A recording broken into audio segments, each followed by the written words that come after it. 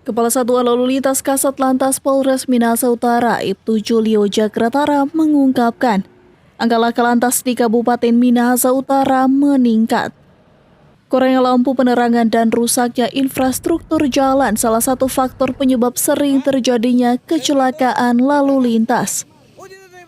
Julio menjelaskan salah satu titik rawan terjadinya laka lantas di bypass menuju Kota Bitung dan Jalan SBY. Jadi untuk titik-titik rawan kecelakaan di wilayah Polres Minahasa Utara itu sepanjang dari bypass menuju perbatasan Kota Bitung karena jalanan yang dipenuhi oleh kendaraan-kendaraan besar, kemudian juga masih banyak yang kita temui jalan-jalan yang berlubang serta penerangan yang belum cukup.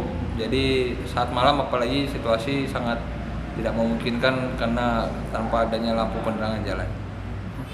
Pihaknya pun meminta pihak terkait untuk segera disediakan penerangan yang cukup, di mana ada beberapa titik di seputaran Minahasa Utara masih belum tersedia penerangan jalan.